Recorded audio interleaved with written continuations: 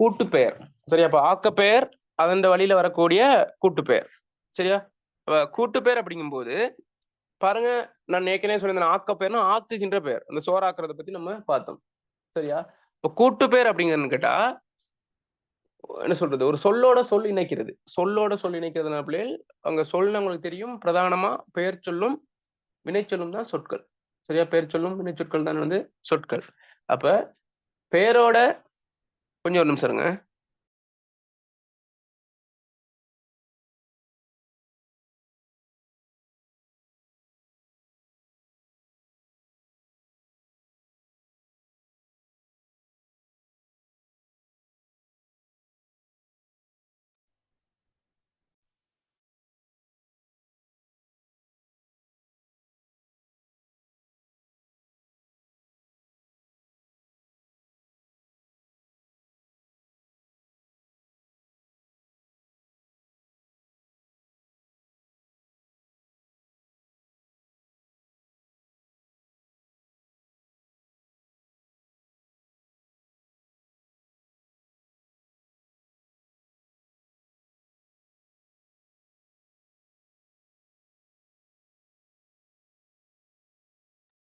Okay.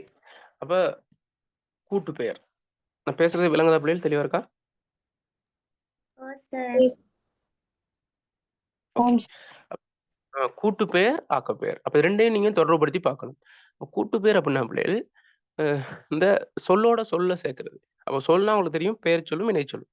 அப்ப கூட்டு பெயர நம்ம 2 வகையா பார்க்கிறோம். ஒன்று பெயர் பிளஸ் பெயர் என்ற வகையில் வரக்கூடிய கூட்டு பெயர். அல்லது வினை பிளஸ் பெயர்ங்கிற அடிப்படையில் வரக்கூடிய கூட்டு பெயர். பெயர் பிளஸ் பெயர், வினை பிளஸ் பெயர்ங்கிற அடிப்படையில வருது. பாருங்க, பாடம் பிளஸ் சாலை, பாடசாலை. பாடம்ங்கிறது பெயர், சாலைங்கிறது ஒரு பெயர்ச்சொல். புதுசா ஒரு சொல்ல உருவாக்குறோம், பாடசாலை. புகை பிளஸ் வண்டி, புகை வண்டி. வான் பிளஸ் ஒலி, வானொலி. பாருங்க, இதுல முதல் சொல் ஒரு ஒரு கருத்தை தரும். சரியா? 2வது சொல் ஒரு கருத்தை தரும். ஒரு அர்த்தத்தை தரும். ஆனா 2 சொல்லும் இணைந்து ஒரு புதிய ஒரு கருத்தை சொல்லி, ஒரு புதிய ஒரு சொல்ல உருவாக்குது. ஆனா ஆக்கப்பெயர்ல எப்படி பார்த்தோம் அப்படின்னு கேட்டா, ஒரு சொல் இருக்கும், அடுத்து விகுதி இருக்கும். அது பெயரா இருக்கும் அல்லது வினையா இருக்கும். அதோட விகுதி சேர்ந்து ஒரு புதிய சொல்ல உருவாக்குறோம். ஆனா இது 2மே சொற்கள். அப்ப பெயர் பிளஸ் பெயருங்கையில 2 பெயர் சொற்கள் இணைந்து ஒரு புதிய வகை பெயர் சொல்ல உருவாக்குது. வினை பிளஸ் பெயருங்கையில அது கொஞ்சம் வித்தியாசம். பாருங்க, ஏவு பிளஸ் கணை. ஏவு அப்படிங்கிறது ஒரு அடிச்சொல், ஒரு ஏவல் சொல். அது என்ன செய்யுது? இன்னொரு பெயரோட இணைந்து ஏவுகணைங்கிற ஒரு பெயர் சொல்ல உருவாக்குது. ஏவுனா ஏவுறது தான் பிள்ளைகள். எதை வேணுமானாலும் ஏவலாம். ஒரு பேய ஏவி விடலாம். சரி, ஏவுதல்னா உன்ன பணிச்சு ஏவி விடுறது. சரியா? இப்ப என்னது? ஒரு கணையை ஏவலாம். சரி, அப்ப ஏவுகணைங்கல ஏவுங்கிறது ஒரு அர்த்தம். கணைங்கிறது இன்னொரு அர்த்தம். ஒரு பெயர்ச்சொல். அப்ப சேர்ந்து ஒரு புதிய ஒரு சொல்ல உருவாக்குது. ஏவுகணைன்னா என்னது? அது யுத்தத்துக்கு பயன்படுத்தப்படக்கூடிய ஒரு விஷயம். ஒரு பொருள். ஏவுகணை. ஏவுகணை தாக்குதல்னு சொல்லுவாங்க. சுடுங்கிறது சுடுறது. காடுங்கிறது காடு. அப்ப புதிய ஒரு சொல். சுடுங்கிறது எவ்வளோ அர்த்தம் இருக்கு பிள்ளைகள்? எவ்வளோ சுடு? ரொட்டி சுடலாம். சரியா? என்னது, வெயில் வந்து சுடுகிறதுன்னு சொல்லுவோம். அப்படி நெறைய சுடு இருக்கு. அது ஒரு அர்த்தம். நெறைய அர்த்தங்களும் குடுக்கலாம். அது சுடுங்கிறதுக்கு நெறைய அடிப்படையில பார்க்கலாம். காடுங்கிறது மரங்கள் நிறைந்தது. அப்ப சுடு பிளஸ் சுடுகாடுங்கிறது பிணங்களை எரிக்கக்கூடிய ஒரு காடுங்கிற ஒரு புதிய ஒரு சொல்ல உருவாக்குறோம். விளங்குதா? கட்டுரை இதெல்லாம் அப்படித்தான். அப்ப கூட்டு பெயருங்க அப்படிங்கிறது வந்து பெயரோட பெயர் இணையும் போது அல்லது வினையோட பெயர் இணையும் போது உருவாக்கப்படக்கூடிய ஒரு புதிய ஒரு பெயர் சொல்ல தான் நம்ம என்ன செய்யறோம்னு கேட்டா கூட்டு பெயர்னு சொல்றோம். அப்ப கூட்டு பெயருக்கும் ஆக்கப்பெயருக்கும் என்ன வித்தியாசம்னு கேட்டா, ஆக்கப்பெயர் அப்படிங்கும்போது ஒரு பெயரோடையோ அல்லது வினையோடையோ விகுதி சேர்றது. அல்லது அ ஆக்கப்பெயர். கூட்டுப்பெயர் அப்படிங்கிறது வந்து பெயரோடையோ அல்லது வினையோடையோ ஒரு பெயர் என்னது பெயர் சொற்கள் சேர்றது. ஒரு பெயரோட பெயர் சேர்றது அல்லது வினையோட பெயர் சேர்றது. விளங்குதா? சேர்ந்து என்ன செய்யும்? ஒரு புதிய ஒரு 2க்கும் ஒற்றுமை என்னன்னு கேட்டா, என்னது? புதிய ஒரு சொல்லை உருவாக்கக்கூடிய அ விடயங்கள் தான் 2மே. ஆக்கப்பெயரும், கூட்டுப்பெயரும். தெளிவாயிருச்சா பிள்ளைகள்? ஆக்கப்பெயருக்கும், கூட்டுப்பெயருக்கும் உள்ள வித்தியாசம்? ஓகே. அப்ப இது கண்டிப்பா வரும். அத கொஞ்சம் பார்த்துக்கணும். அந்த வரிசையில அடுத்து நம்ம பார்க்கணும் தொழிற்பெயர். சரியா? இப்ப தொழிற்பெயர் நெறைய நம்ம பேப்பர் கிளாஸ்லலாம் பார்த்துருக்கோம். இருந்தாலும் இப்ப கொஞ்சம் பார்ப்போம். சரியா?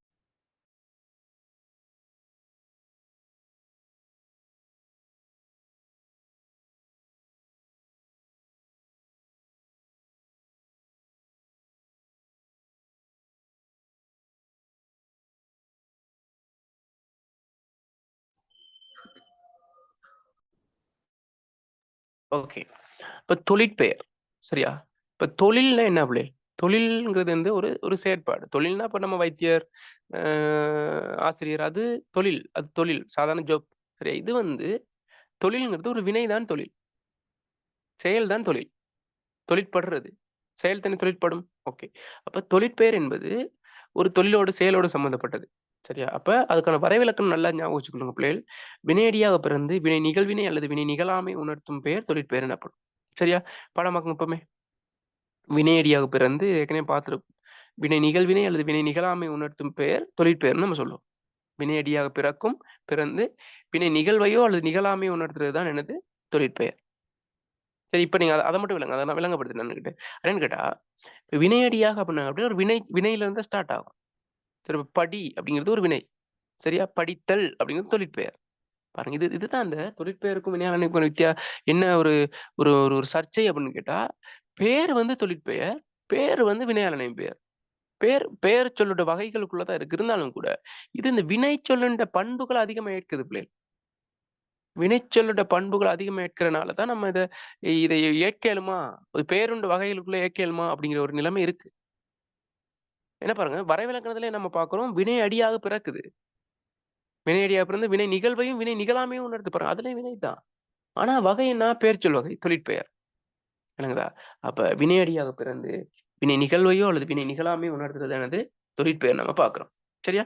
அப்ப அமைப்பு அடிப்படையில் தொழிற்பெயர்களை 3 வகையா பிரிக்கிறோம். சரி, அப்ப நம்ம கூட்டு பெயர அமைப்பு அடிப்படையில பார்த்தோம். ஆக்கப்பெயர் அமைப்பு அடிப்படையில பார்த்தோங்கிற மாரி இதையும் நம்ம பார்க்கணும். அதன் அடிப்படையில நீங்க இலக்கணம் ஒண்ணொண்ணையும் படிக்கும்போது, ஒரு ஒரு ஒரு சிறு குறிப்புக்கு நீங்க தயாராகுறீங்க அப்படின்னா, நீங்க எப்படி இத விளங்கிக் கொள்ளணும்னு கேட்டா, முதலாவது வரைவிலக்கணத்த ரெடி பண்ணுங்க. சரியா? அதற்கு அடுத்தபடியா அமைப்ப ரெடி பண்ணுங்க. அமைப்பு அது என்ன அமைப்புல அமையுது. அடுத்து உதாரணம், அடுத்து விளக்கம், அடுத்து மேலதிக விளக்கம். அவ்வளவுதான். 5 புள்ளிகள அழகா எடுத்துடலாம் நீங்க. அடிப்படையில உங்களுக்கு இப்ப அ வரைவிலக்கணம் தெரிஞ்சு போச்சு. சரியா? வரைவிலக்கணம் இப்ப தெரியும். வினையடியாக பிறந்து வினை நிகழ்வையோ அல்லது வினை நிகழாமையோ உணர்த்துறது தொழிற்பெயர். அமைப்பு அடிப்படையில் தொழிற்பெயர்களை 3 வகையாக பிரிக்கலாம். எப்படி? வினையடி, தள், இத்தல், அள் என்னும் அமைப்புடைய காலம் காட்டாத தொழிற்பெயர். நான் முதல்ல சொல்லிடுறேனே. 3 வகை என்னன்னு கேட்டா, காலம் காட்டாத தொழிற்பெயர், காலம் காட்டும் தொழிற்பெயர், எதிர்மறை தொழிற்பெயர். ஒரு ஆள் சொல்லுங்க, என்னென்ன தொழிற்பெயர்?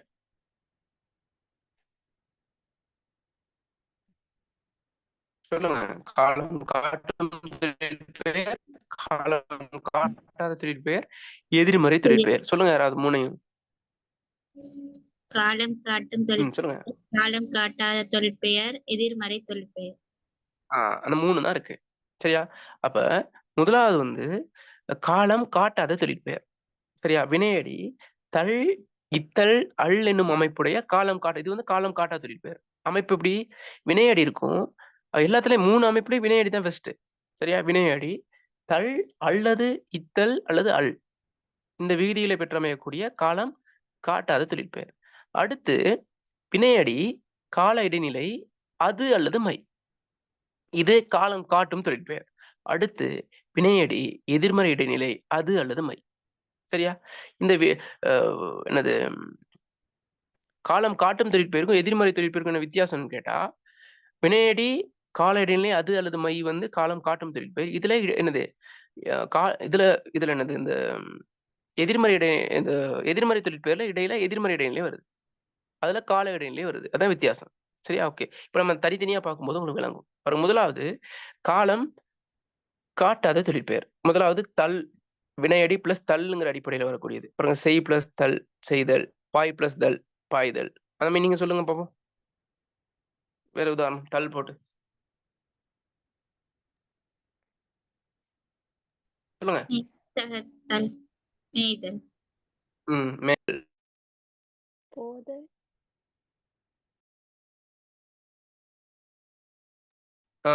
ஓடுதல் அதெல்லாம் வரும். வினையடி இத்தல், படி இத்தல், படித்தல், கொடு இத்தல், கொடுத்தல், இரு பிளஸ் இத்தல், இருத்தல். அந்த மாதிரி சொல்லுங்க. நடித்தல். நடி பிளஸ் இத்தல், நடித்தல். குடித்தல். குடித்தல். சிரித்தல், பார்த்தல். அதெல்லாம் வரும். சரியா? ஓகே. அடுத்து அள் வர மாதிரி சொல்லுங்க பாப்போம். அள். உண்ணல், நடத்தல். உன் பிளஸ் அள், உண்ணல். வருதல் வாதல் ஆ? வருதல் வாசல் வருதல் வருது வா வா பிளஸ் அல் வந்து வரல், வா பிளஸ் தல் தான் வருதல். சரியா? அப்ப சில டைம்ல தல்லையும் அல்லையும் சேர்த்து பார்க்கலாம். இப்ப சொல் பிளஸ் தல் சொல்லுதல்னு சொல்லலாம், சொல்லுன்னு சொல்லலாம். சொல்லலாம் தானே? சொல்லுதல்னு சொன்னா சொல் பிளஸ் தல் விகுதி வரும். சொல்லுன்னா சொல் பிளஸ் அல் விகுதி வரும். அர்த்தம் மாறாது. இந்த வா பிளஸ் தல் வருதல்னு சொல்லலாம். வா பிளஸ் அல் வரல்னு சொல்லலாம். அப்படி சொல்லுங்க பாப்போம். நடுதல், நடுதல், நடல், உண்ணல் கூடுதல், கூடல், அந்த மாதிரி பார்ப்போம். உண்ணல் உண்ணல், பாடு அல் பாடல், பாடுதல், அதெல்லாம் வரும். அப்ப நீங்க என்ன நினைச்சுக்கணும்னு கேட்டா தல் இத்தல். சரியா? அப்ப தல் தல் தனியா வரும், இத்தல் தனியா வரும். அள்ளும் தள்ளும் இதுக்கு அது போடலாம், அதுக்கு இது போடலாம். ஆனா இப்ப பாருங்க, சொல் பிளஸ் தல் போற இடத்துல இந்த தல் போட வேண்டிய இடத்துல அல் போட்டா அர்த்தம் மாறுதா? வருதல்னு சொல்லலாம், வரல் ரெண்டும் ஒண்ணு தானே, அர்த்தம் மாறல தானே? இல்ல. மாறுதா இல்லையா? அதே இத்தல் போட வேண்டிய இடத்துல தல்லும், தல் போட வேண்டிய இடத்துல இத்தலும் போட இயலுமா? இல்ல சார். செய் பிளஸ் தல் செய்தல், செய் பிளஸ் இத்தல் போட்டு செய்தல்னு சொல்லலுமா? படி பிளஸ் தல் போட்டு படிதல்னு சொல்லலுமா? இயலாது. அப்ப நல்லா விளங்கிக்கணும். இதெல்லாம் வச்சு குழப்புவாங்க உங்களுக்கு. அப்ப என்னன்னு கேட்டா தல் இத்தல், தல் ஒரு வகை, இத்தல் ஒரு வகை. சரியா? அடுத்து தல் அல், தல் போட வேண்டியதுல அல் போடலாம், அல் போட வேண்டியதுல இத்தல் போட வேண்டிய எல்லாமே இருக்கு. சரி, ஆனா இத்தல் போட வேண்டியதுல தல் போட இல்லாது, தல் போட வேண்டிய இடத்துல இத்தல் போட, தனித்தனியா தான் போட. குழப்பம்னா விளங்கிச்சு நான் என்ன சொல்ல வரேன்ட்டு? நான் சொல்றது விளங்கிச்சா? ஆம் சார். தள்ளுக்கும் அள்ளுக்கும் ஒரு ஒற்றுமை இருக்கு. ஏன்னா இது போட வேண்டியது அதுவும், அது போட வேண்டியதுல இதுவும் போடலாம். இப்ப வேற்றுமையில பார்த்தோம், உருபுக்கும் சொல்லுருபு, உருபு போட வேண்டியதுல சொல்லுருபு போடலாம் தானே? உதாரணமா கத்தியால் வெட்டினேன், ஆளுக்கு பதிலா என்ன போடலாம்? ஆள் உருபுக்கு பதிலா கொண்டு போடலாம் தானே? கத்தி கொண்டு வெட்டினேன்ட்டு.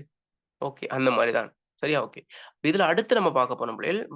இதன் தல் அல் இத்தல் வந்து காலம் காட்டும் தொழிற்பெயரா, காலம் காட்டாத தொழிற்பெயரா, என்ன தொழிற்பெயர்?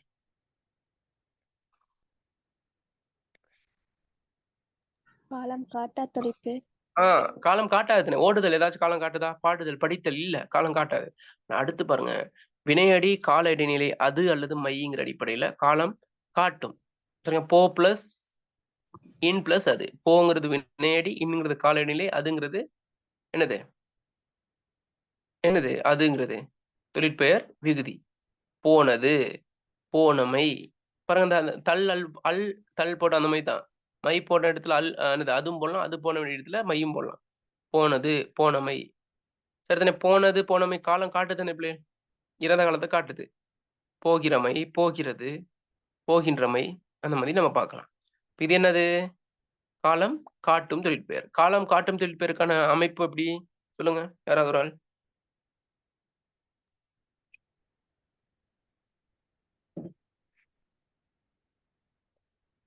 சொல்லுங்க. வினையடி ம் கால இடைநிலை ம் அது அல்லது மை. அது அல்லது மை. சரியா? விளங்கிடுச்சா உங்களுக்கு? அப்ப காலம் காட்டாத தொழிற்பெயர், காலம் காட்டும் தொழிற்பெயர் எல்லாமே. ஓகே. அடுத்து நம்ம பார்க்க போறோம் எதிர்மறை தொழிற்பெயர். எதிர்மறை தொழிற்பெயர்னா வினையடி எதிர்மறை இடைநிலை அது அல்லது மை. வினையடி எதிர்மறை இடைநிலை அது அல்லது மை. பாருங்க, செய் பிளஸ் ஆத் பிளஸ் அது செய்யாதது, செய் பிளஸ் ஆ பிளஸ் மை செய்யாமை. ஆத் ரெண்டு தான் வரும். இப்ப ஆ போட வேண்டிய இடத்துல ஆத் போடலாம், ஆத் போட வேண்டிய இடத்துல ஆ போடலாம். செய்யாமை ஆ வருது, செய்யாதமை என்னது? ஆத் வருது. அப்ப வினையடி எதிர்மறை இடைநிலை என்னது? அது அல்லது மைங்கிற அடிப்படையில வரக்கூடியது என்னது? என்னது? எதிர்மறை தொழிற்பெயர். சொல்லுங்க பாப்போம், தொழிற்பெயர்னா என்ன? வினையடியாக பிறந்து வினை நிகழ்வினை அல்லது நிகழாமையை உணர்த்துவது தொழிற்பெயர். அதோட அமைப்பு எப்படி? என்னென்ன அமைப்புல வரும்?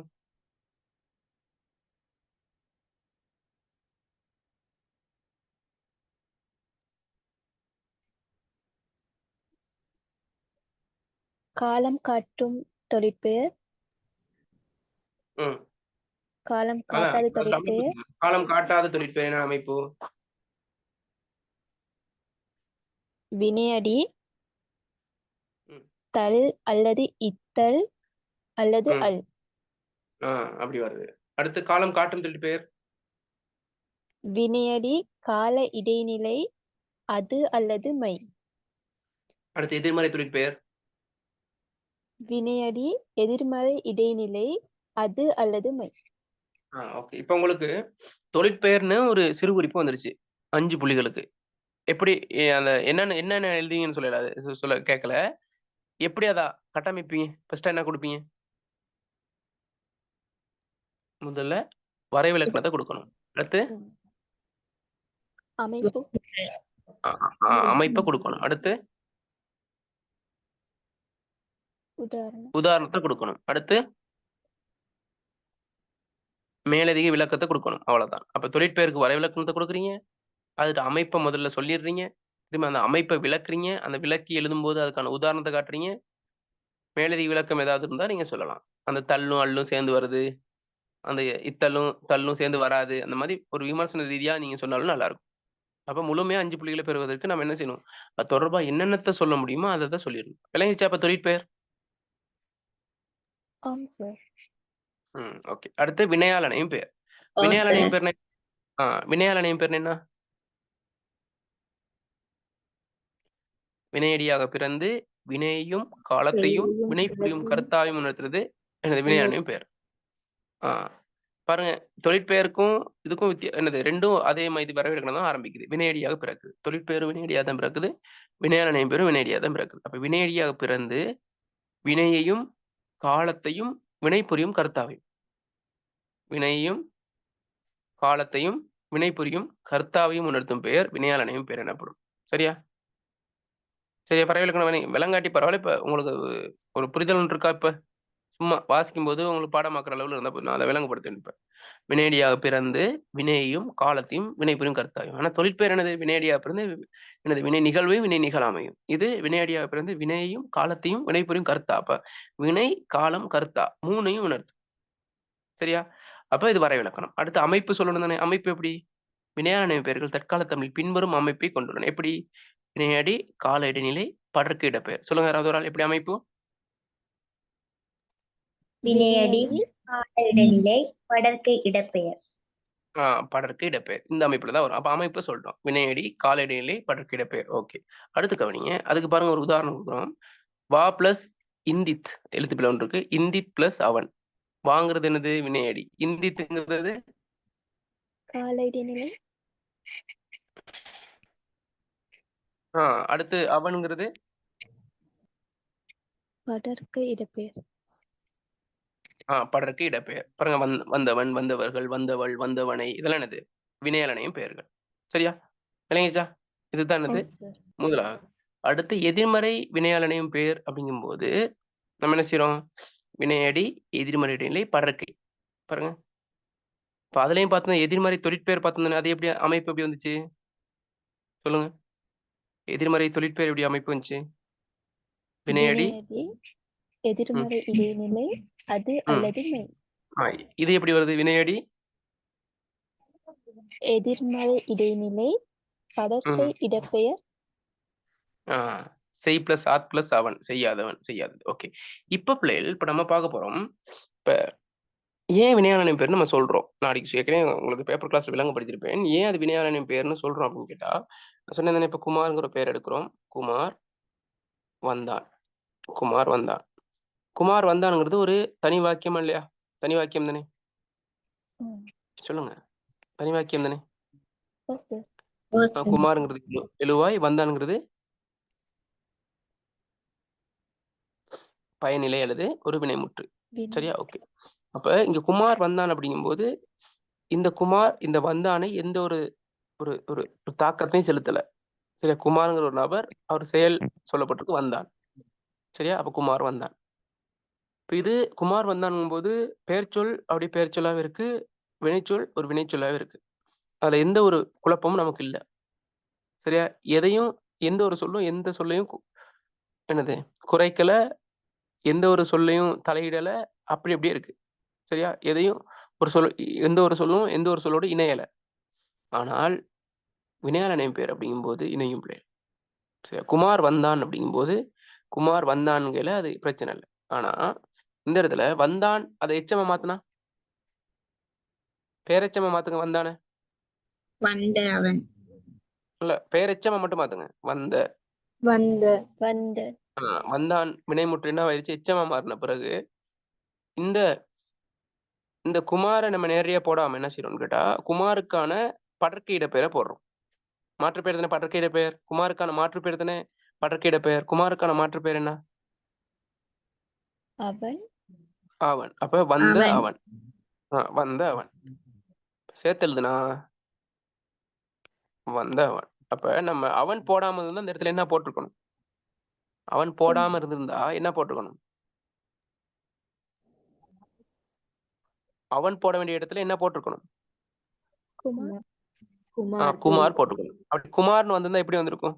வந்த குமார் ஆ வந்த குமார்னு சொல்லிருக்கணும்.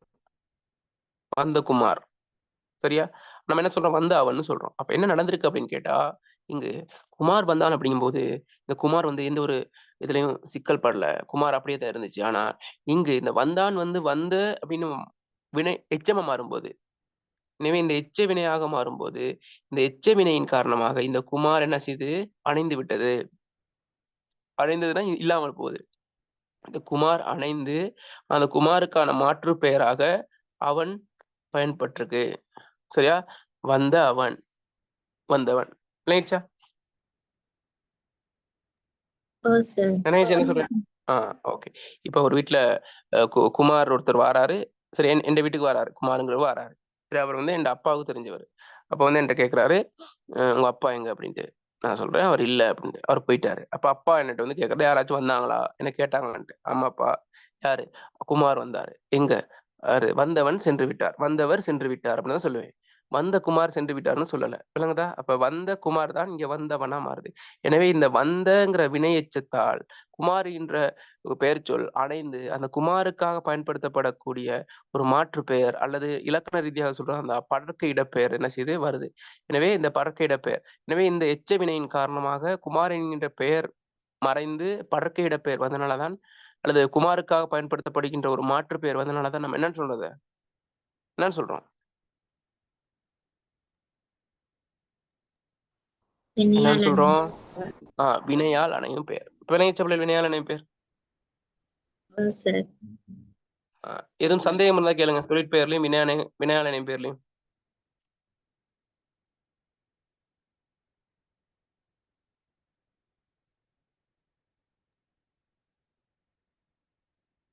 ஓகே. இப்ப பாருங்க நான் ஒரு தொழிற்பெயரோட சம்பந்தப்பட்ட ஒரு கேள்வி கேட்கிறேன் சொல்லுங்க.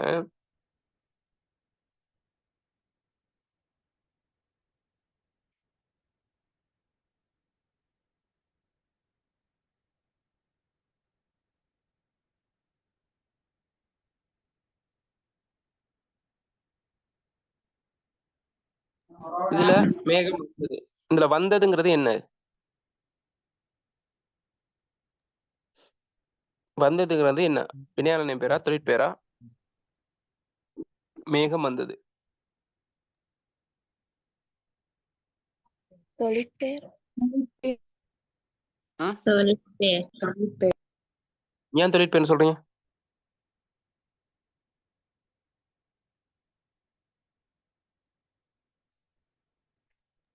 ஏன்னு ஒரு சொல்றீங்க? செயலை குறிக்குது. ஒரு செயலை குறிக்குது. ஓகே. அப்ப நம்ம நல்லா கவனிச்சுக்கணும் பிள்ளைகள். எல்லா ஆசிரியர்களும் இதுதான். இப்படி சொல்லிட்டு போயிடுறாங்க. அமைப்பு அடிப்படையில வந்ததுங்கிறது தொழிற்பெயர் தான். ஆனா பயன்பாட்டு அடிப்படையில வந்ததுங்கிறது ஒரு தொழிற்பெயர் அல்ல. அது ஒரு வினைமுற்று. சரியா? விளங்குதா? வினைமுற்று. அது தொழிற்பெயரா எப்ப மாறும்னு கேட்டா, கடைசியில வந்தா அது தொழிற்பெயரா இருக்காது. இடையில வரணும். சரியா பாருங்க. மேகம் வந்தது.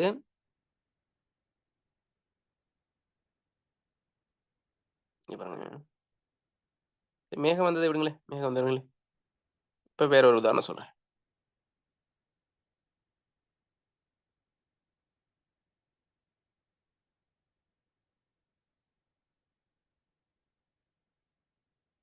கார் வந்தது.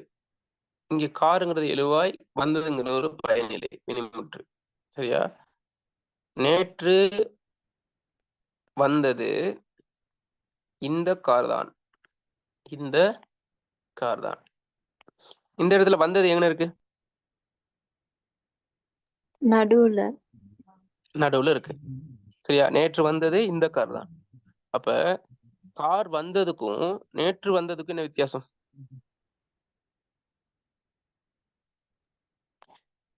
சொல்லுங்க. கார் வந்ததுங்கையில அது முடிஞ்சிருச்சு. முற்றுப்புள்ளியா வச்சிருவோம். இந்த இடத்துல முற்றுப்புள்ளி வச்சு முடிஞ்சுச்சு. அது வினைமுற்று. ஆனா நேற்று வந்தது இந்த கார் தானுங்கல்ல, அந்த வந்தது முடிஞ்சிருச்சா? இல்ல சார். அப்ப அது இடையில நிக்குது. அப்ப நல்லா கவனிச்சுக்கணும். தொழிற்பெயர் இடையில நிக்கும். இடையில தான் நிக்கும். சரியா? அந்த மாதிரி ஒரு கேள்வி கேட்டிருக்காங்க. என்ன கேள்வி கேட்டிருந்தாங்கன்னு கேட்டா, ஒரு பாஸ் பேப்பர்ல நீங்க பார்த்தா விளங்கும். இந்த பேருந்தோட சம்பந்தப்படுத்தி. எங்கள் வீட்டுக்கு முன்பாக ஒரு என்னது பேருந்து நின்றது. சரியா? பேருந்து நின்றது. இந்த நின்றது தொழிற்பெயரா பிள்ளைகள்? இல்ல. அப்ப அத தொழிற்பெயரா வர்ற மாதிரி மாத்துங்க.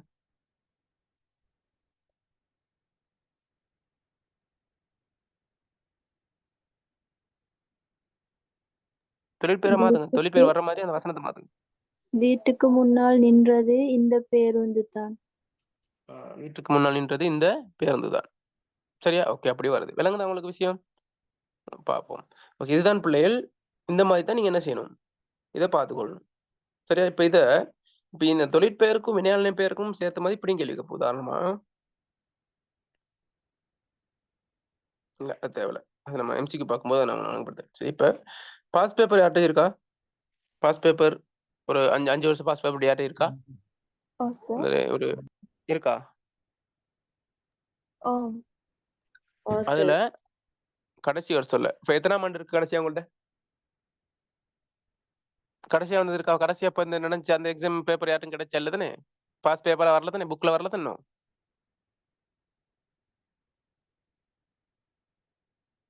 வரல. 2023 பேப்பர் இருக்கா?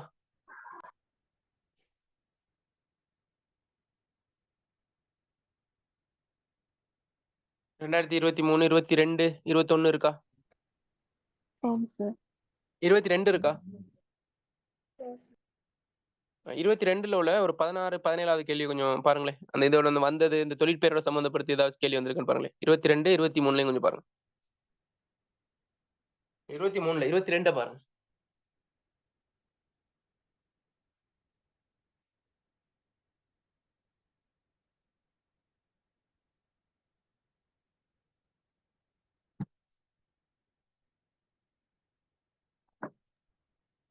எத்தனாவது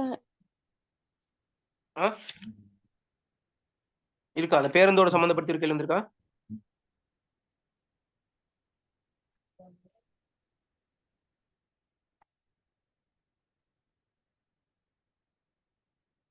இருக்கா? 10வது இருக்கு. கேளுங்க. எப்படி கேள்வி இருக்காங்க? எத்தனாம் ஆண்டு? தொழிற்பெயர் இடம்பெற்ற வாக்கியம். வாசிங்க.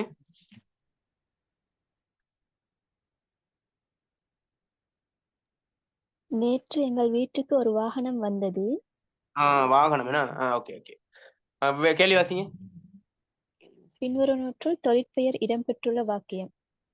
ஓகே, பாருங்க. முதலாவது வாசிங்க. நேற்று எங்கள் வீட்டுக்கு ஒரு வாகனம் வந்தது. ஓகே, முதலாவது நேற்று எங்கள் வீட்டுக்கு வாகனம் வந்தது. ஓகே, அடுத்து. அதிலிருந்து பலர் இறங்கி வந்தனர். அதிலிருந்து பலர் இறங்கி வந்தனர். ஓகே.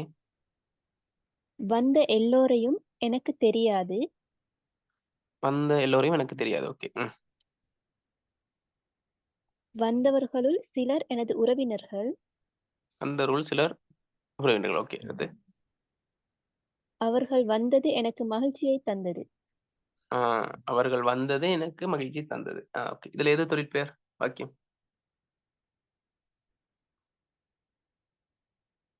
எது விட?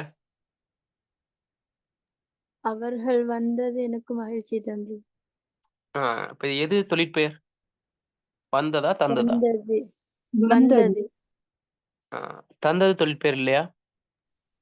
இல்ல ஏன்? இறுதியா வந்திக்குது அப்ப ஆ, வினைமுற்றா வந்திருக்கு. அப்ப தந்தது வர்ற மாதிரி ஒரு வாக்கியத்தை அமைங்க. தந்தது வந்து ஒரு தொழிற்பெயரா அமைகிற மாதிரி ஒரு வாக்கியத்தை.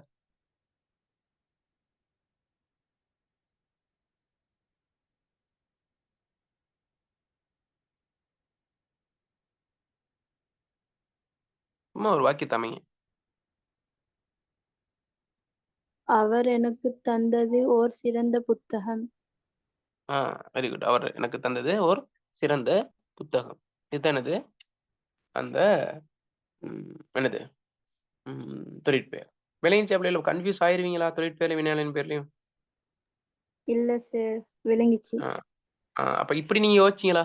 நான் இந்த விஷயத்த சொல்லாம இருந்தா நீங்க இது கன்ஃபியூஸ் ஆயிருப்பீங்களா? ஆயிருக்க மாட்டீங்களா? இது எதுன்ட்டு. ஓம் சார். முதலாவது விடைய வாசிங்க.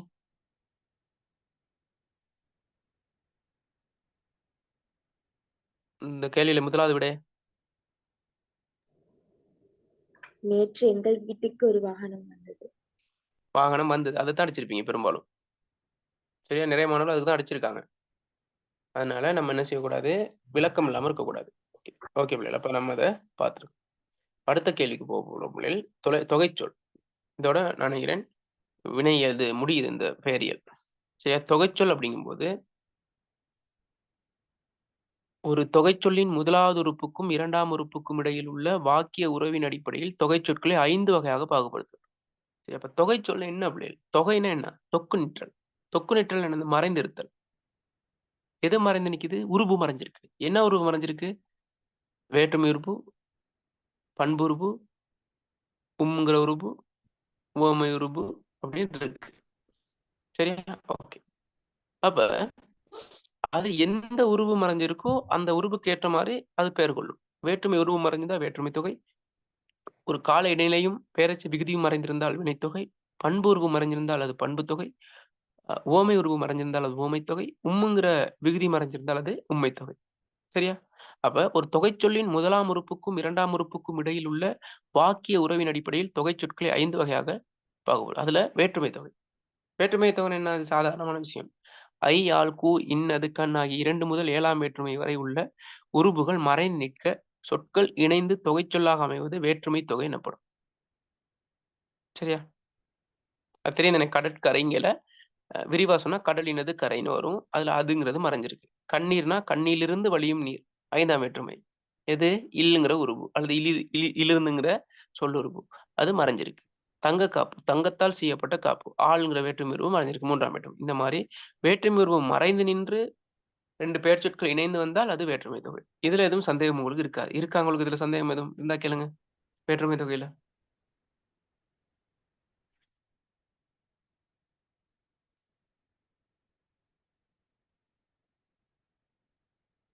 வேற்றுமை தொகையில ஏதாவது இப்ப நான் சொன்னதுல ஏதாவது சந்தேகம் இருந்தா கேளுங்க. விளங்கக்கூடியதை நான் அடுத்து பாஸ் பண்ணிட்டு போயிடலாம். அது சந்தேகம் இந்த கஷ்டப்படுறத நான் கொஞ்சம் டைம் எடுத்து நான் விளங்கப்படுத்துவேன். இப்போ உங்களுக்கு சொல்லுங்க பாப்போம். இதுல ஏதாவது சந்தேகம் இருக்கு வேற்றுமை தொகையில? அல்லது இன்னொரு தடவை விளங்கப்படுத்துங்கன்னு சொன்னாலும் நான் விளங்கப்படுத்துவேன். விளக்கம் இல்லாட்டி சொல்லுங்க. இல்லாட்டி அடுத்ததுக்கு போவோம். தெளிவாயிருச்சா? விளங்கப்படுத்தணுமா? தெளிவாயிடுச்சு. சொல்லுங்க சார். ஓகே. பாருங்க. வேற்றுமை தொகைனா உருபு மறைஞ்சிருக்குது. என்னது? வேற்றுமை உருவு மறைஞ்சிருக்குது. இந்த உருபு எங்க மறைஞ்சிருக்குன்னா 2 பெயர் சொற்களுக்கு இடையில மறைஞ்சிருக்கும். சரியா? உருபு மறையாம வெளிப்படையா வந்தா அது வேற்றுமை விரி. சரியா? உருபு வந்து வெளிப்படையா இது மறைஞ்சிருந்தா அது வேற்றுமை தொகை. தொகைனா தொக்கு நீற்றல், மறைந்திருத்தல். கடற்கரைங்கிறது வந்து அது உருபு மறைஞ்சிருக்கு. அதை விரிவா சொன்னோம்னா கடலினது கரை. அப்ப கடலினது கரை அப்படிங்கல அதுங்கிற கடலினதுங்கல அதுங்கிற வேற்றுமை உருவு மறைஞ்சிருக்கு தானே. அதுங்கிறது வேற்றுமை உருவு. அது கடலினது கரைனா என்னது? வேற்றுமை தொகை இல்ல. கடற்கரை தான் வேற்றுமை தொகை. ஏன்னா கடலினது கரையில அதுங்கிறது என்னது? வெளிப்படையா வந்திருக்கு. கடற்கரையில மறைஞ்சிருக்கு. அப்ப அது என்னது? வேற்றுமை தொகை. கண்ணீர்னா கண்ணிலிருந்து வழியும் நீர். இந்த இடத்துல இலிருந்து அல்லது கண்ணில் இருந்து பிளஸ் இருந்து சொல்லுறுப்பு வந்திருக்கு. அப்ப அது 5ஆம் வேற்றுமை உறுப்பு மறைஞ்சிருக்கு கண்ணீர்ல. கண்ணீர்ங்கிற சொல்லுக்குள்ள. கண் பிளஸ் நீர் 2 பேர் சொல்லுக்கு இடையில உருபு மறைஞ்சிருக்கு.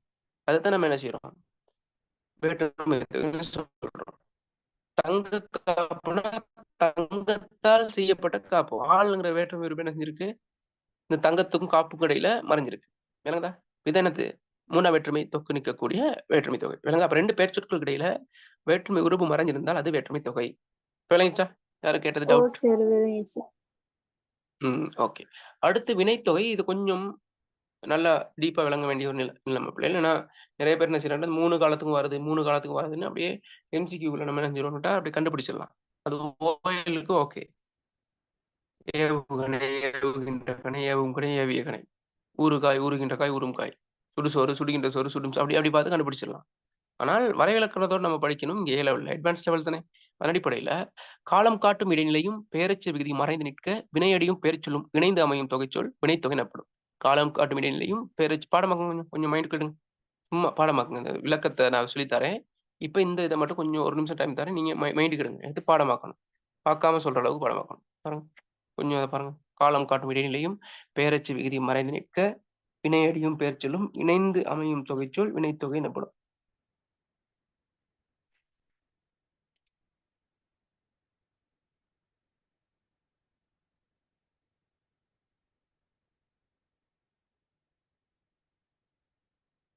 ஒரு ஆள் வாசிங்க.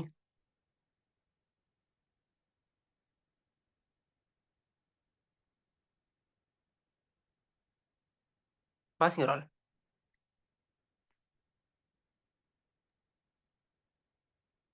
காலம் காட்டும் யாராவது ஒரு வாசிங்க.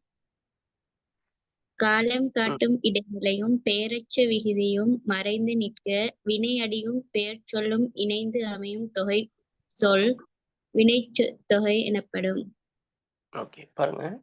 வேற்றுமை தொகையில எது பிள்ளைகள் மறைஞ்சிருந்துச்சு?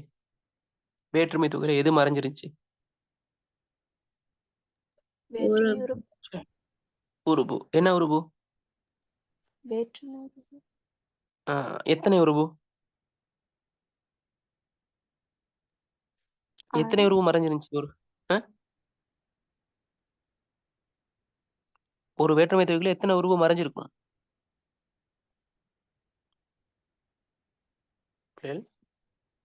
ஒரு உருவு தான் நம்மள மறைஞ்சிருக்கும், சொல்லுங்க.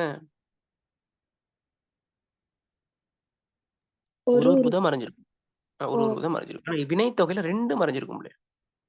என்னென்ன மறைஞ்சிருக்கும்னா காலம் காட்ட இடைநிலையும் மறைஞ்சிருக்கும், பெயரச்ச விகுதியும் மறைஞ்சிருக்கும். காலம் காட்ட இடைநிலை தெரிந்த உங்களுக்கு 3 காலங்கள் இருக்கு. என்னென்ன காலம்? நிகழ்காலம், இறந்த காலம், எதிர்காலம். சரியா? பெயரச்ச விகுதி என்னன்னு தெரியுமா பிள்ளைகள் உங்களுக்கு? பெயரச்ச விகுதினா பெயரச்ச விகுதி, பெயரச்சம்னு சொல்லுங்க. படித்த மாணவன். இதுல படித்த பிரிச்சா படி பிளஸ் இத்தித் பிளஸ்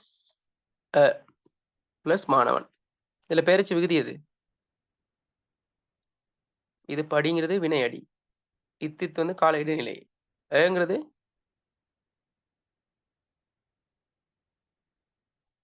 சொல்லுங்க.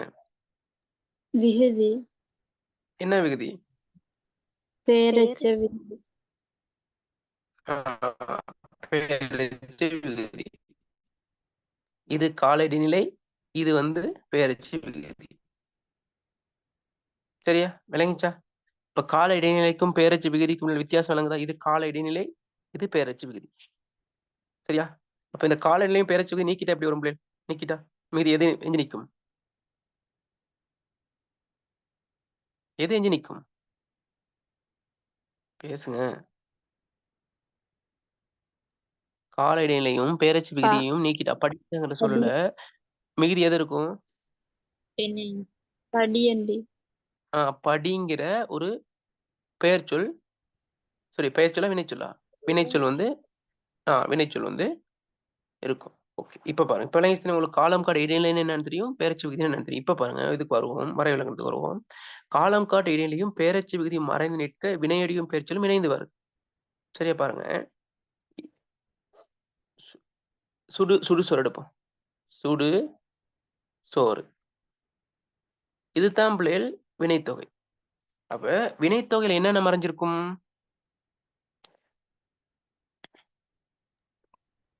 என்னென்ன மறைஞ்சிருக்கும்? ஒன்னாவது காலம் காட்டும் இடைநிலை. ரெண்டாவது பெயரச்ச விகுதி. பெயரச்சு விகுதி. ஓகே, இங்க பாருங்க.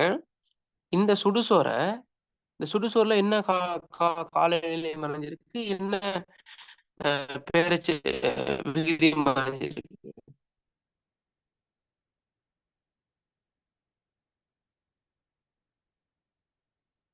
சொல்லுங்க.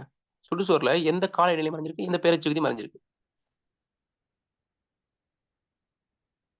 சொல்லுங்க.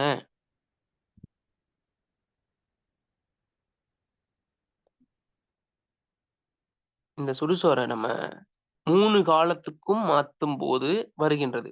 நிகழ்காலத்துக்கு மாத்துனா அதுல நிகழ்கால இடைநிலை மறைஞ்சிருக்கும். இறந்த காலத்துக்கு மாத்துனா இறந்த கால இடைநிலை மறைஞ்சிருக்கும். எதிர்காலத்துக்கு மாத்துனா எதிர்கால இடைநிலை மறைஞ்சிருக்கும். பிளஸ் இந்த 3 காலத்திலயும் இன்னும் 3 என்ன மறைஞ்சிருக்கும்? இந்த கால இடைநிலையோட சேர்த்து சொல்லுங்க. பெயரச்ச விகுதி. இன்னும் ஒரு உறுப்பு இது பெயரச்சு பெயரச்சு விகுதி. அப்ப இதுல ஸ்பெஷல் என்னன்னு கேட்டா, இந்த வினைத்தொகையை நம்ம விரிவுபடுத்தி தொகை இல்லாம விரிவா சொன்னா 3 காலத்துக்கும் மாத்தலாம். அப்ப ஒவ்வொரு காலத்துக்கும் மாத்தும்போது என்னென்ன மறைஞ்சிருக்குன்னு பார்ப்போம். இந்த சுடுசோற நிகழ்காலத்துக்கு மாத்துனா எப்படி வரும்? சுடுசோற நிகழ்காலத்துக்கு மாத்துனா சுடுகின்ற அ சோறு. சுடுகின்ற சோறு. சுடுகின்ற ஓகே. சோறு. ஓகே, கவனிங்க. கவனிங்க. ஓகே. சுடு பிளஸ்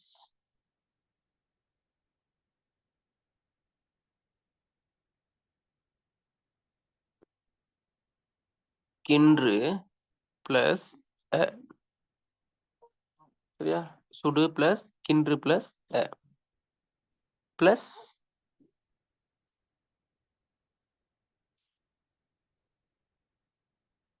சோறு. சரியா? சுடு சோறு. பாருங்க, ரெட்ல கொடுத்திருக்கிறது வந்து 2 பெயர்ச்சொற்கள். மறைஞ்சிருக்குது இந்த நீல கலத்துல கொடுத்துருக்குது. அப்ப நிகழ்காலமா பார்க்கும்போது இந்த கின்றுங்கிற கால இடைநிலையும் ஏங்கிற பெயரச்சு விகுதியும் மறைஞ்சு நிக்குது. சரியா? விளங்குதா? சுடு சோறுக்கு இடையில கின்றும் ஆகும். கின்றுங்கிறது நிகழ்கால இடைநிலை, ஏங்கிறது என்னது? பெயரச்சு விகுதி. அப்ப காலம் காட்டும் இடைநிலையும் பெயரச்சு விகுதியும் மறைந்து நிற்க ஒரு வினையும் பெயரும் இணைந்து வர்றது என்னது? சொல்லுங்க. வினைத்தொகை. அது நிகழ்காலத்துல பார்த்துட்டோம். இப்ப அத நம்ம இறந்த காலத்துக்கு பார்ப்போம். சுடுசோற இறந்த காலத்துக்கு மாத்துனா இப்படி வரும். சுட்ட சோறு பார்ப்போம். சுட்ட சோறு. சுட்ட சோறு. சுட்ட சோறு பிரிங்க பிள்ளைகள். விரிவா சொல்லுங்க. சுடு பிளஸ் இட் பிளஸ் பிளஸ் சோறு. பிளஸ் சோறு. இந்த இட்டுங்கிறது என்ன கால இடைநிலை? இடைநிலை. என்ன கால இடைநிலை? இறந்த கால. இந்த ஆனா பெயரச்சு விகுதி. சுட்ட பெயரச்சு விகுதி. அப்ப மிகுதி இருக்கிறது என்னது? ரெண்டும் மறைஞ்சிட்டா எது இருக்கும் மிகுதி? இந்த சுடும் சோறும். அப்ப இந்த இறந்த காலமா பார்த்தா இட்டும் ஆகும். நிகழ்காலமா பார்த்தா கின்றும் ஆகும். சரியா? எதிர்காலமா பார்ப்போம். எதிர்காலமா சொல்லுங்க பார்ப்போம். சுடுசோறு எதிர்காலமா பார்த்தா சுடும் சோறு. சுடும் சோறு. சுடும் சோறுங்கிற என்ன நடந்திருக்குன்னு கேட்டா, பிரிங்க. சுடு பிளஸ் பிளஸ் சோறு. இப்ப இதுல எத்தனை உறுப்பு மறைஞ்சிருக்கு பிள்ளைகள்? 1. 1 தான் மறைஞ்சிருக்கு. அப்ப மத்த நிகழ்காலத்துக்கும் இறந்த காலத்துக்கும் 2 மறைஞ்சிருக்கு. இதுக்கு ஏன் 1 மறைஞ்சிருக்கு? அப்ப இதை நம்ம எடுக்கலுமா? இந்த உம்முங்கிறது என்னது? கால இடைநிலையா பெயரச்சு விகுதியா?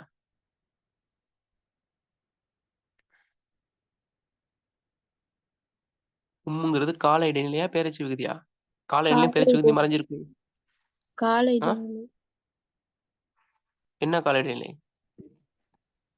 எதிர்காலம். பிளஸ் அதுவும் காலநிலை, அது இல்லாம பெயரெச்ச விகுதி பெயர். இப்ப கூவும் குயில். கூவும் குயில் அப்படிங்கும்போது உம்முங்கிறது வந்து எதிர்காலத்துக்கும் காட்டும். பிளஸ் அது பெயரெச்ச விகுதி. கூவும் குயில். கூவும் குயில். விளங்குதா? உம்முங்கிறது வந்து கால இடைநிலையாவும் வரும், பெயரெச்ச விகுதியாவும் வரும். 2ம் 1. 2 in 1. ஒரு உருவு தான். இது 2க்கும் யூஸ் ஆகும். கால என்னது? நல்லவனும் நான், இந்த சிவாஜியும் நானு. என்னது? என்ன சொல்லுவாரு அந்த படத்துல, சிவாஜி படத்துல? சிவாஜி, இன்னொருத்தர் யாரு? எம்ஜிஆர். எம்ஜிஆரும் நானுங்கிற மாரி இந்த இடத்துல என்னது? உம்ங்கிறது வந்து கால இடைநிலையாவும் யூஸ் ஆகுது, பெயரெச்ச விகுதியாவும் யூஸ் ஆகுது. விளங்குதா? அப்ப இது மட்டும் தான் வித்தியாசம். அப்ப இந்த அளவு டீப்பா வந்து யாரும் விளங்குறது இல்ல. 3 காலத்துக்கு ஒரு 3 காலத்துக்கு ஒருன்னு சிக்கலாகும். நான் ஏன் இவ்வளோ உங்களுக்கு எல்லாத்தையும் ஒவ்வொன்னையும் நான் விளங்கப்படுத்தினேன்னு கேட்டா, இவ்வளவும் நீங்க எழுதணும். எதுக்கு எழுதணும்? எம்சிக்யூக்கா? எதுக்கு எழுதணும்? சிறு குறிப்பு கேட்டு வந்து விடுகுறிப்பு. 8வது வினாவும் நல்லா ட்ரை பண்ணுங்க பிள்ளைகள. 8வது வினா உங்களுக்கு கிடைச்ச ஒரு பெரிய ஒரு பொக்கிஷம். இலக்கணத்த நல்லா படிங்க. இந்த மாரி விஷயங்கள தெரிஞ்சுக்கொள்ளுங்க. குயிக்கா குறிப்பிட்ட நேரத்துல முடிச்சுக்கொள்ளலாம். ஏ வர்றதுக்கு நெறைய சப்போர்ட் பண்ணும் உங்களுக்கு இந்த இந்த 8வது வினா. சரியா? காலங்கள்ல கூட கொஞ்சம் சொதப்புனாலும், இது உங்கள கை தூக்கி விடும். அதனால ட்ரை. சரி, அதன் அடிப்படையில நம்ம என்ன செஞ்சோம்னு கேட்டா, இத நம்ம பார்த்துட்டோம். எத பார்த்துட்டோம்? வினைத்தொகை. வினைத்தொகையில ஏதாவது சந்தேகம் இருந்தா கேளுங்க.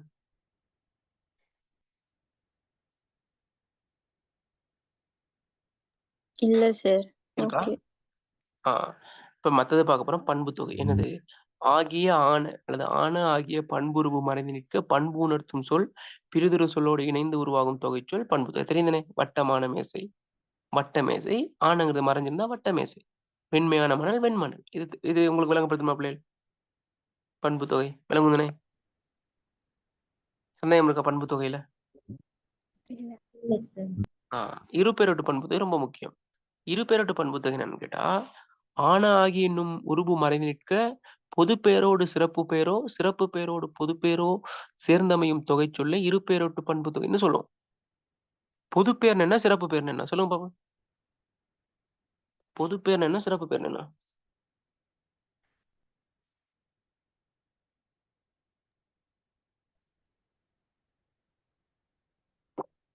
பொதுப்பெயருக்கும் சிறப்பு பெயருக்கும் என்ன வித்தியாசம்? சார் பொது பெயர் வந்து எல்லாத்துக்கும் பொருந்தும். ஆனா சிறப்பு பெயர் வந்து ஒரு குறிப்பிட்ட ஒரு விஷயத்துக்கு மட்டும் பொருந்துறதா இருக்குதா? ஓகே. அதுதான். இப்ப பொதுப்பெயர்னா அப்படியே ஒட்டுமொத்தமா சொல்றது.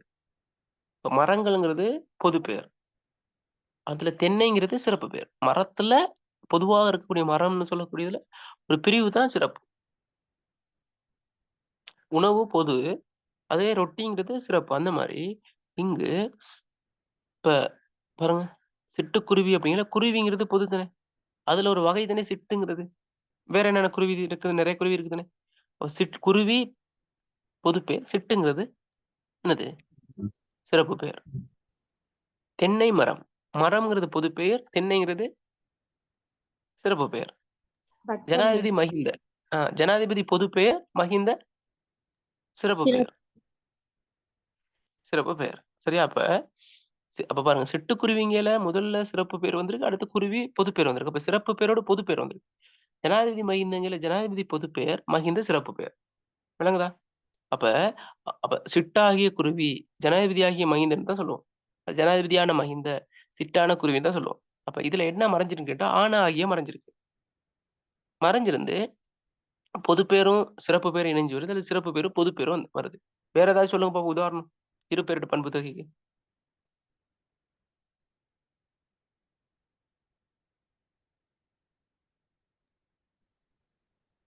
நல்ல பாம்பு. நல்ல பாம்பு எப்படி வரும்? பாம்புன்றது பொது பெயர். ம். நல்லன்றது நல்லங்கிறது சிறப்பு பேர்லே. நல்ல பாம்பு தான் சிறப்பு பெயர். விளங்குதா? பாம்புல ஒரு வகை தான் நல்ல பாம்பு. அப்ப இது இருபெயரொட்டு பண்பு தொகைக்கு வராது. அது பண்பு தொகையா பார்க்கலாம். நல்லதான பண்பு, நல்லதாகிய பாம்புன்னு பண்பு தொகையா பார்க்கலாமே ஒழிய, இருபெயரொட்டு பண்பு தொகை வராது. வேற?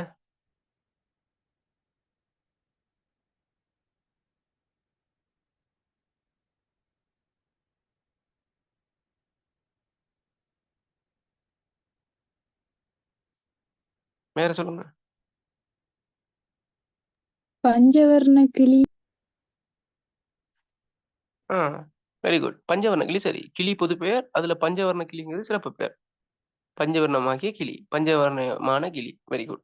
விளங்கிச்சா பிள்ளைகள்? இதுதான் இது இரு பெயரொட்டு பண்பு தொகை. விளங்குதா உங்களுக்கு? சிறப்பு பெயரோடு பொது பெயரோ அல்லது பொது பெயரோடு சிறப்பு பெயரோடு ஆன ஆகிய உருவு மறைஞ்சு நிற்கும். சரியா? ஓகே. தெளிவு தானே இரு பெயரொட்டு பண்பு தொகை? தெளிவா? ஓம் சார். ஆ. அடுத்து உம்மை தொகை. உம்மை தொகை ஈஸி பிள்ளைகள். என்னும் இடைச்சொல் மறைந்து நிற்க 2 பெயர் சொற்கள் இணைந்து உருவாகும் தொகைச்சொல் தான் உம்மை தொகைன்னு சொல்றோம். சரி, என்னும் இடைச்சொல் மறைந்து நிற்க 2 பெயர் சொற்கள் இணைந்து உருவாகும் தொகைச்சொல் தான் நம்ம என்னன்னு சொல்றோம்? உம்மை தொகைன்னு சொல்றோம். ராப்பகல். ராப்பகல் தான் தொகை. சேர்த்து எழுதுனா விரிவா எழுதுனா இரவும் பகலும். இப்ப எல்லாத்துலயும் வந்து ஒரு உருவு இருந்துச்சு.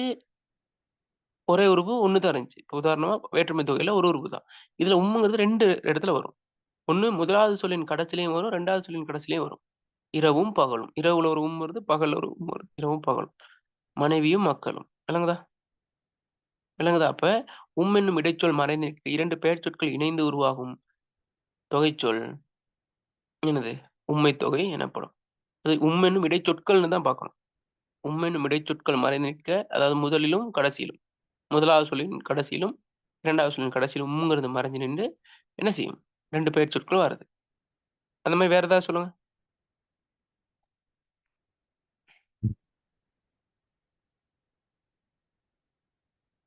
எண்ணும் அபியும் நானும். எழுத்தும். எண்ணும் எழுத்தும். எண்ணும் எழுத்தும் தொகையா? அபியும் நானும் எண் தொகையா? எண் எழுத்து. மாப்பலா வாழை. சேர சோழ பாண்டியன். சேரனும் சோழனும் பாண்டியனும். விளங்குதா? இது சின்ன விஷயம் பிள்ளை. DGP matter. ஓகே. அதன் அடிப்படையில நம்ம என்னது முழுமையா பார்த்து முடிச்சிட்டோம். பேரியல் முழுமையா முடிஞ்சு பிள்ளை. எல்லாம் பார்த்து முடிச்சிட்டோம். அப்ப நம்ம பார்க்க வேண்டியது என்னன்னு கேட்டா, அதுக்கான எம்சிக்யூவை பார்த்தோம்னா சரி. அடுத்து வினை சொல்லுக்கு நம்ம போயிடலாம். சரி, அப்ப நம்ம எழுத்தியல் முடிச்சிட்டோம். சொல்லியல்ல பேரியல் முடிச்சிட்டோம். அப்போ உங்களுக்கு ஒரு தெளிவு வந்துருச்சு அப்படி இவ்வளவு நாள் பார்த்ததுல. இவ்வளவு நாள் பார்த்த இலக்கண பகுதியில ஒரு தெளிவு ஒன்று இருக்கா? எம்சிக்யூல ஸ்கோர் பண்ண முடியும்னு தோணுதா? ஓ சார். ஓகே. அப்ப நீங்க எம்சிக்யூ நம்ம அடுத்த கிளாஸ்ல பார்ப்போம். நாளை கிளாஸ் இருக்கும். திங்கட்கிழமை தானே கிளாஸ் இருக்கும். இன்றைக்கு சொரி பிள்ளை இன்றைக்கு இந்த ஓஎல் செமினார் போட்டிருந்தேன். அதனால தான் நான் உங்களுக்கு 8 மணிக்கு போட்டேன். இல்லாட்டி நம்ம 7 மணிக்கு ஸ்டார்ட் பண்ணிருக்கலாம். 7 மணிக்கு முடிச்சிடலான்னு தான் போட்டேன் பிள்ளைகள். ஆனா அந்த 6:30க்கு அவங்களுக்கு இந்த 6 மணிக்கு போட்டாச்சு கிளாஸ். ஆனா இந்த நோன்பு விடுறது 6:20க்கா? எத்தனை மணிக்கு பிள்ளை விடுறாங்க நோன்பு? 6:20 சார். அதனால திரும்ப 6:30க்கு ஸ்டார்ட் பண்ணோம். அதனால 8 மணி ஆயிடுச்சு. ஓகே பிள்ளைகள். ஓகே. அப்ப நன்றி. அடுத்த வகுப்புல சந்திப்போம். நான் ரெக்கார்டிங் போடல தான் ரெக்கார்டிங் போட்டு விடுறேன்.